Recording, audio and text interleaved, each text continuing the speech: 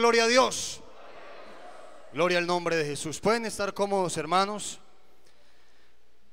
Quiero hablar esta noche de un tema que es fundamental y hermoso y que tiene que ver con la resurrección del Señor. Yo quiero hablar de una doctrina que es fundamental, hermano. La doctrina o la enseñanza, la predicación de la resurrección de Jesús no es una doctrina, digamos, suplementaria ni secundaria.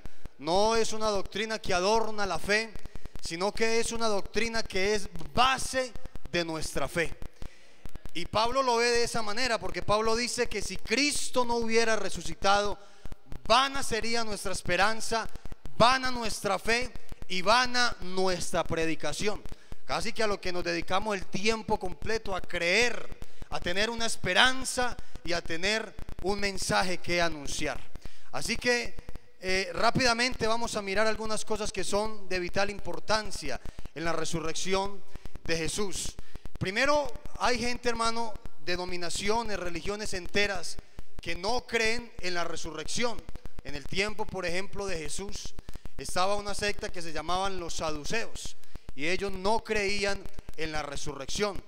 Y posteriormente esa creencia de que no hay resurrección de muertos, sino de que la muerte es el fin total de todo el camino, de todo el proceso de la vida humana, pues es una enseñanza que hasta el día de hoy para muchos persiste. Para los budistas, los marxistas y la mayoría de los ateos, el fin de la existencia humana es cuando se muere, cuando se va al sepulcro.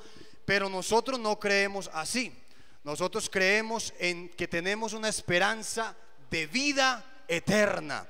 Nosotros creemos en eso, bendito sea el Señor. Y vamos a mirar la resurrección de Jesús como un hecho, hermano, que es histórico. La resurrección de Jesús no es, digamos, una historia bonita solamente, o un párrafo bíblico que narra algo que pudo haber sido. No, la resurrección de Jesús o es el milagro más grande que ha ocurrido en la humanidad, o es la mentira más grande que han intentado hacer creer. Porque no es algo que es una parábola, no es algo que es para que usted entienda algo, para que saque conclusiones a su amaño. Es una realidad. Cristo fue un niño que nació, que se crió, que tuvo una vida como usted y como yo, que fue a la cruz, después miraremos por qué, y que según la Biblia y nosotros lo creemos, resucitó. Es algo evidente, es algo real. Bendito sea el nombre del Señor.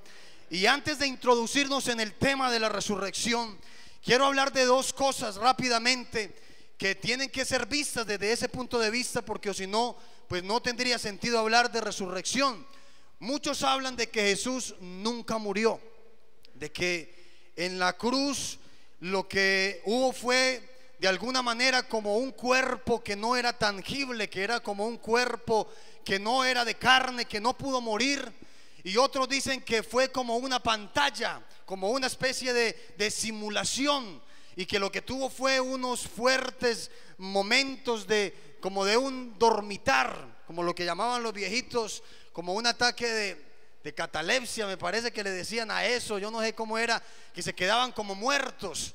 Pero hermano, la Biblia registra detalles de la muerte de Jesús que nos pueden llegar a orientar de que realmente se murió.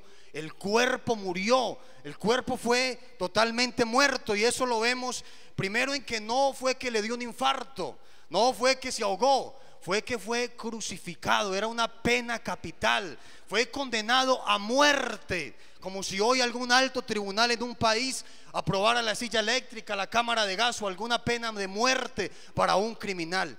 Y no quedó en manos de amigos, quedó en manos de verdugos que tenían como fin darle muerte. Y si ellos no le daban muerte, ellos eran los que morían, porque era una orden del procurador romano. Así que primero fue una acta o una pena capital. Segundo, la Biblia relata que antes de que bajaran el cuerpo de Jesús, un soldado atravesó su costado con una lanza, ¿verdad?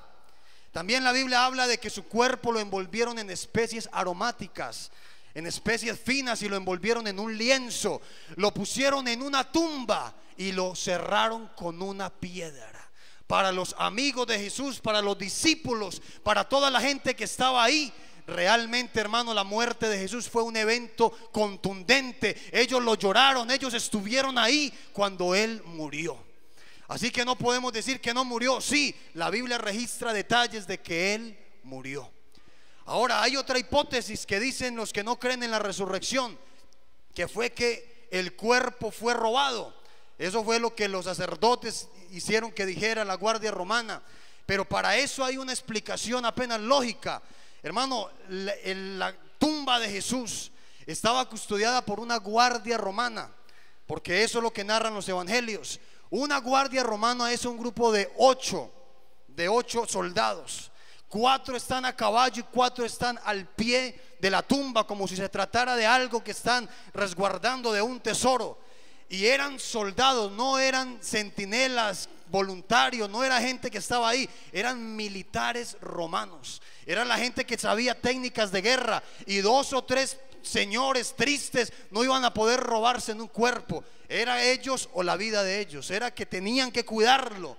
Y de alguna manera esa hipótesis no tiene contundencia, no tiene una relevancia en términos de que haya sido algo real. Así que cuando hablamos de la resurrección de Jesús, hablamos de 3 cosas predominantes, hermanos, que las vamos a mirar rápidamente. Primero, el hecho de que Cristo haya resucitado es lo que da origen, es lo que da forma y lo que da esencia y base para que haya una iglesia. Sin resurrección no hay iglesia. ¿Por qué? Primero, hermanos, vamos a retroceder al escenario de la cruz. Cuando Jesús murió, ya hemos dicho que para todos realmente murió, pero los que estaban con Él, que eran los discípulos, no pudieron haber encaminado hasta el día de hoy, o por lo menos dar inicio a la iglesia primitiva, porque ellos no estaban en esas condiciones. Recordemos cómo quedaron ellos. Ellos quedaron totalmente deprimidos y devastados, porque ellos habían creído en el Mesías, que Jesús era el Mesías, y la promesa era de que el Mesías reinaría para siempre. Ellos se enfrentaron a una realidad, lo habían matado, y ellos estaban totalmente devastados y tristes. Usted puede observar en la resurrección de Jesús cómo estaban los discípulos, hermano. Estaban escondidos, estaban amedrentados, y varios de ellos ya habían vuelto a sus antiguos oficios. Muchos de ellos ya se estaban yendo de los lugares donde estaba el ejercicio de la predicación. Ellos estaban totalmente acabados. ¿Por qué? Porque ellos lo habían dejado todo. Usted recordará que, por ejemplo, Mateo dejó su oficio de recobrador de impuestos. Andrés, Pedro y los demás habían dejado su oficio de ser pescadores. Ellos habían dejado familia, ellos habían dejado empleos, las ciudades, por estar con Jesús todo el tiempo.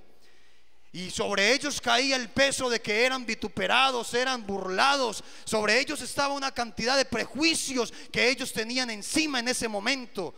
Y ellos estaban totalmente identificados con eso que estamos diciendo, porque estaban escondidos, porque estaban ellos llenos de una pesadez que ellos no podían salir. Como un hombre que había resucitado a otro, como un hombre que había hecho tantos milagros, estaba muerto, hermano. Ellos iban a visitar la tumba.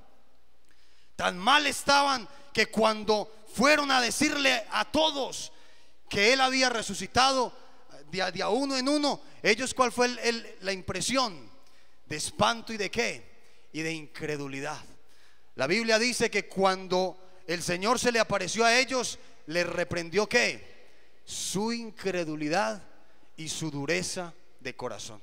De manera que la iglesia no pudo haber nacido porque ellos se sintieron animados a hacer una cosa u otra, porque ellos vieron que podían salir adelante solos. No, ellos salieron, hermano, y tuvieron un cambio real en la vida. Fue porque ellos evidenciaron que todo lo que Él había dicho era verdad, porque ellos estaban enfrente del milagro más grande que le ha pasado a la humanidad, y es que un hombre por su propio poder va a la tumba y se levanta, hermano, se levanta.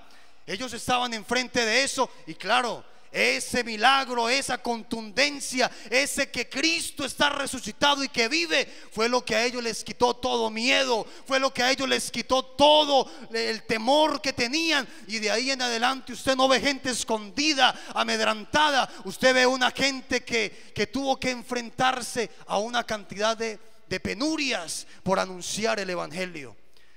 Ellos no tenían ni siquiera, hermano, una razón por la cual mentir. Para no quedar mal de qué. Ellos estaban sufriendo martirios. Ellos posteriormente sufrieron hasta la muerte, hambres, persecuciones. Pero ellos le decían: no hablen más en ese nombre. Y ellos no eran capaces de anunciar. ¿Y qué anunciaban? Que aquel a quien habían colgado en un madero, Dios le había hecho Señor y Cristo, y que había resucitado, y que ellos lo habían visto, y que todas las obras gloriosas que pasaban no eran ellos ni ningún poder raro, sino que era Jesús que estaba testificando con ellos en espíritu de que ahí estaba. ¿Cuántos dicen gloria a Dios? Gloria al nombre de Jesús. Así que la vida de ellos cambió de una manera poderosa. Fue porque ellos fueron testigos de la resurrección de Jesús. Hermanos, si Jesús no resucita, no hay iglesia. El cristianismo hubiera terminado con la muerte de Cristo y hubiese pasado a la historia de pronto hasta los días de hoy, quizás, de que allá en la antigüedad hubo un hombre que tenía dones de Dios, que enseñaba bonito, pero no habría lo que hay hoy, que son miles de personas llenas de esperanza, transformadas por el poder de Dios, porque Él ha llenado nuestras vidas. ¿Cuántos dicen gloria a Dios? Bendito el nombre de Jesús.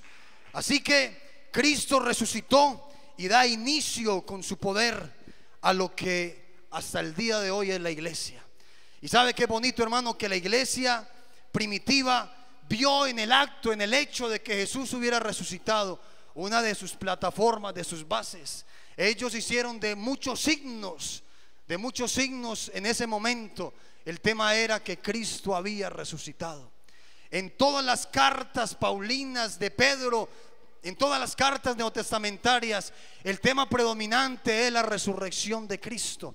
Si usted quitara los extractos donde habla de la resurrección de Jesús del Nuevo Testamento, usted tendría párrafos o pasajes enteros que no podría entender. Si usted quita la resurrección de Jesús del Nuevo Testamento, usted no tiene Apocalipsis, porque en Apocalipsis ya no aparece alguien colgado en la cruz, aparece alguien glorificado con unas vestiduras blancas y lleno de honra, de gloria y de inmortalidad. Bendito el nombre de Jesús. Así que Cristo resucitó y Pablo lo predicó, Pedro lo anunció, y la iglesia, hermano, durante 2000 años ha anunciado y sigue creyendo, y hoy lo decimos, que Cristo ha resucitado.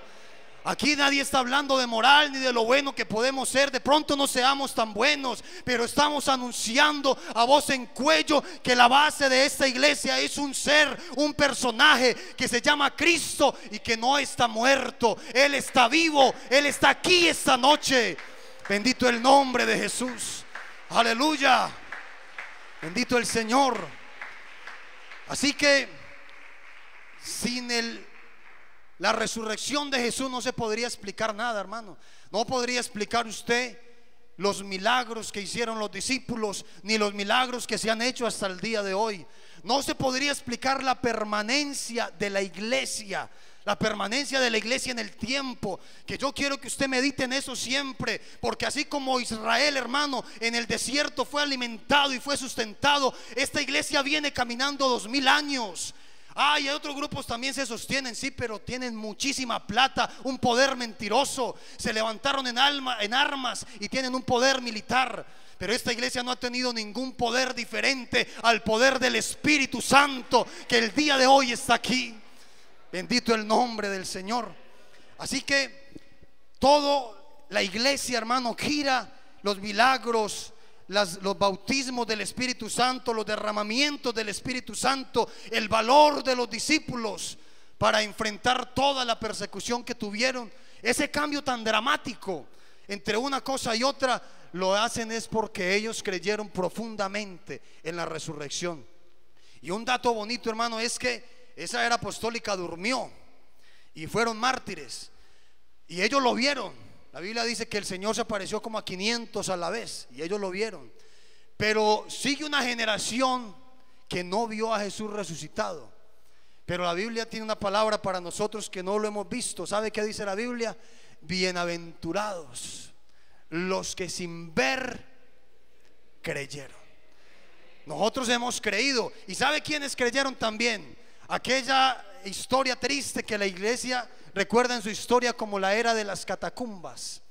Esta gente, hermano, en el credo que rezan a manera de rezo los católicos, con todo el respeto, no fue una oración para repetir, fue una declaración apostólica que se usaba en la era de las catacumbas como una especie de salto y seña para saber a quién dejaban ingresar.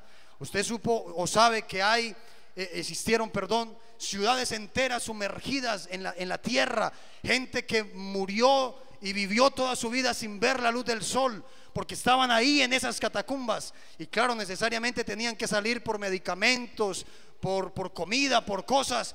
Y cuando ingresaban por medio de socavones, por medio de quién sabe qué cosas, habían personas que se paraban en las puertas, en los linderos de aquellas catacumbas, y decían salto y seña, y recitaban un credo apostólico: creo en Dios, creo en aquello, que después lo plagiaron, lo tergiversaron. Y una de las cosas principales que estaba en ese credo era: creo que Cristo murió por mis pecados y que se levantó triunfante de los muertos al tercer día, dejando postrada a la muerte. Eso lo decían aquellos, y ellos no lo vieron, hermano. Ellos no lo vieron porque era el año 200, 300 después de Cristo. Pero ellos fueron a la tumba creyendo que Cristo había resucitado. Así que esta iglesia predica y cree que nosotros somos lo que somos, hermano, por el poder de aquel que un día estuvo en la cruz, estuvo por ahí, que estuvo muerto, pero que ya no está muerto, que está vivo y permanece para siempre. Bendito el Señor. Segundo punto, hermano, en la resurrección de Cristo marca una pauta en la que todo lo que Cristo hizo y dijo tiene un sello de aprobación. Usted recordará que Jesús no hizo señales ni milagros para demostrar quién era Él. Él hizo todo lo que hizo porque Él es bondadoso y porque tenía misericordia de la gente y los veía como ovejas que no tienen pastor.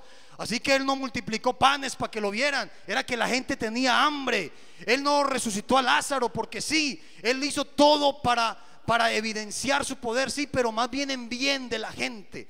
Pero la única señal que Cristo puso como evidencia de que Él era Dios y de que Él tenía poder sobre todo lo que se necesita tener poder, era que Él moriría, pero que al tercer día resucitaría. Él dijo: vea, no me crea nada, pero yo me voy a morir y en 3 días yo resucito. Así que ahí sí tiene que creer. Ellos le dijeron: esta generación mala y perversa busca una señal, pero señal no tendrá. ¿Y qué señal tendrán? Que así como Jonás estuvo 3 días en el vientre del gran pez, el Hijo del Hombre morirá, estará 3 días y al tercer día ¿qué? Resucitará. El Señor dijo: destruid este templo y en 3 días lo levantaré. Hermano, si Cristo no hubiera resucitado, todo lo que Él hizo quedaría en la historia como algo bonito, como un ser maravilloso, pero no sería verdad todo lo que Él dijo. Él se atrevió a decir cosas que nadie más puede decir y lo certificó con la resurrección de entre los muertos. ¿Sabe qué dijo el Señor? Que es verdad porque resucitó. Jesús dijo: yo soy la puerta, y el que por mí entrare será salvo. Jesús dijo: yo soy el camino, la verdad y la vida. Jesús dijo: yo soy la luz del mundo. Jesús dijo: yo soy el pan de vida. Jesús dijo: yo daré agua viva. Jesús dijo: yo soy el buen pastor. ¿Sabe qué dijo Jesús? Yo soy la resurrección y la vida. Aleluya. ¿Por qué no le da un aplauso al Señor esta noche? Bendito el nombre de Jesús. Aleluya. Bendito el Señor. Si Cristo, hermano, no resucita, nada de todo lo que dijo sería verdad. Sería un Señor que habló bonito, pero no sería verdad. pero es verdad porque tuvo un sello y fue que resucitó. ¿Y sabe qué dijo Jesús cuando resucitó? Dijo algo que es maravilloso, hermano. Todos nosotros teníamos una silla en el infierno, porque todos nosotros hemos sido muy malos, éramos pecadores, pero Jesús dijo que Él tenía las llaves del infierno, que Él tenía las llaves de la muerte. ¿Y sabe qué dijo Jesús cuando resucitó? Toda potestad me es dada, arriba en el cielo y abajo en la tierra y debajo de la tierra. No hay nada que lo pueda detener, no hay nada grande ni imposible para Dios. Bendito sea el nombre del Señor. Bendito el Señor. Así que, hermano, es una señal de aprobación de que Cristo no tuvo pecado. Eso tiene que ver contundente y profundamente en el evento en el que en el Antiguo Testamento se realizaban los sacrificios. Usted sabe que cada año se presentaba el sumo sacerdote en el lugar santísimo, cada año, a presentar una ofrenda por los pecados. Si la ofrenda era aprobada por Dios y había bendición para el pueblo en ese año, entonces el sacerdote entraba en una dimensión espiritual.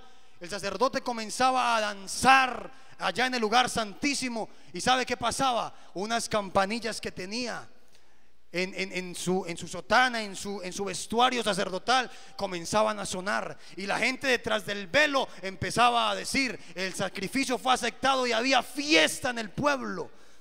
Pero si el sacerdote no era aprobado y la ofrenda, y el pueblo estaba en rebeldía y en pecado, entonces el sacerdote moría, y al sacerdote lo tenían que sacar jalado con una pita para no entrar al lugar santísimo y tampoco morir. Y entonces cuando Cristo muere, hermano, y resucita, y el Espíritu Santo es derramado sobre aquellos 120 en el día del Pentecostés, con eso el Señor está diciendo que ese sacrificio que Él hizo en la cruz del Calvario fue aceptable, que en Cristo no hubo mancha ni pecado, y por eso puede ser nuestro Salvador. Si en Cristo hubiese pecado, hermano, se hubiera quedado en la tumba y hubiera muerto por su propio pecado. Pero la Biblia dice que en Él no hubo maldad, ni se halló engaño en su boca, y por eso Él puede redimirnos, porque Él estuvo allá, salió y dejó la puerta abierta, y hoy ya no tenemos un lugar en el infierno. Hoy estamos sentados en lugares celestiales juntamente con Cristo. Bendito el Señor.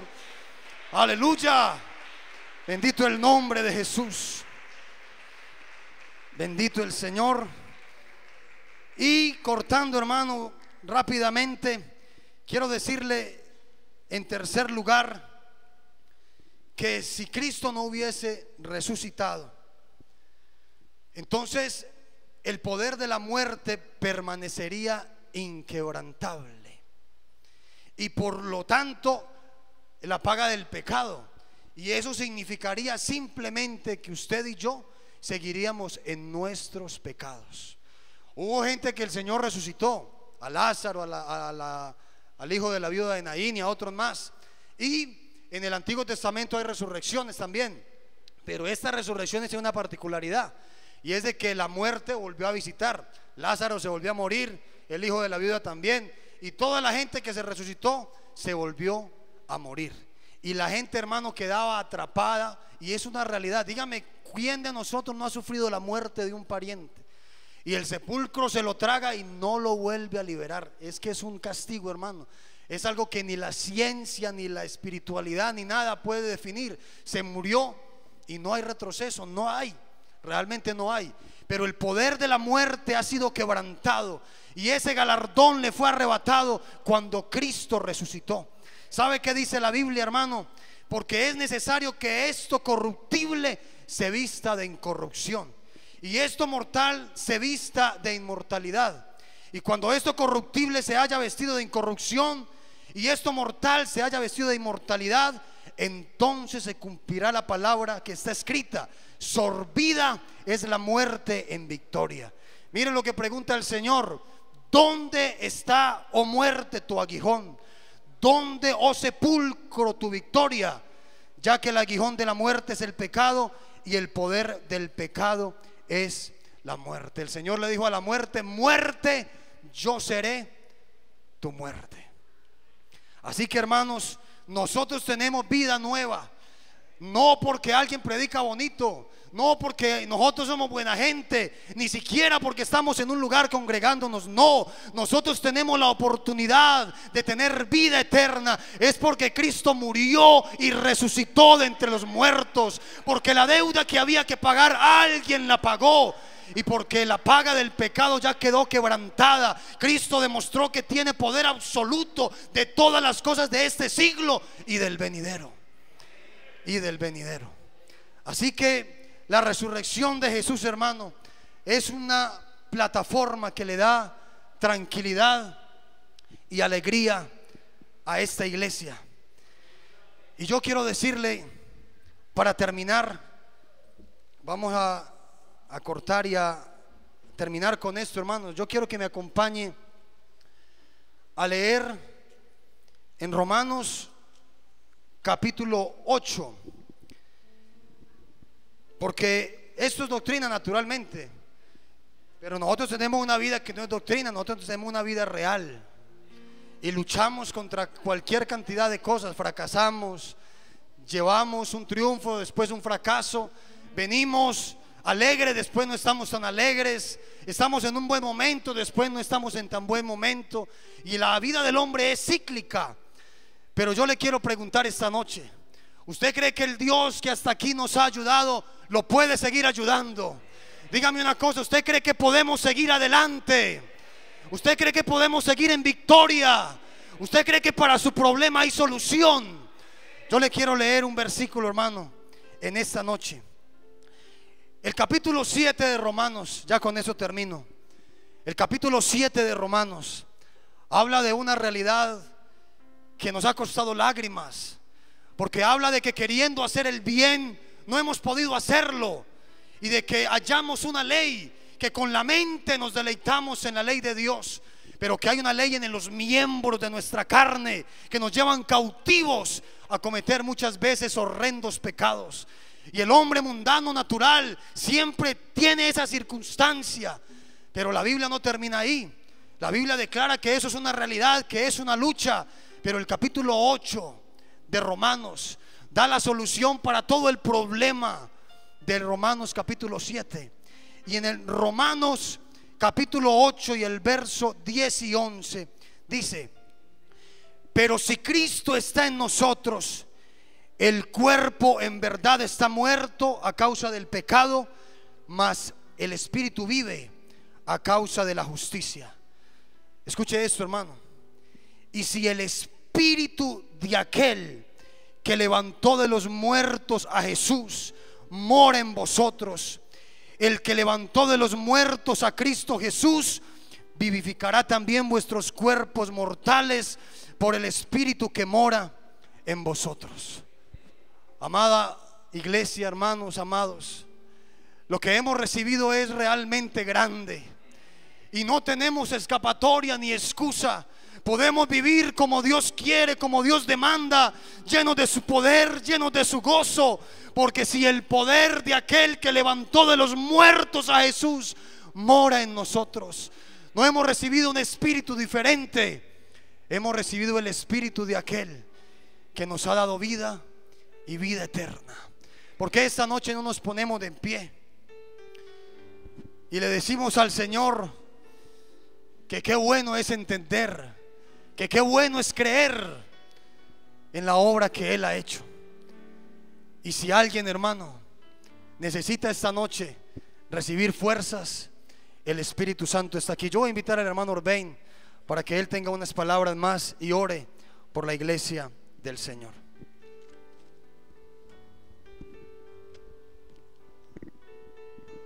Bueno, gracias a Dios por la palabra que hemos escuchado.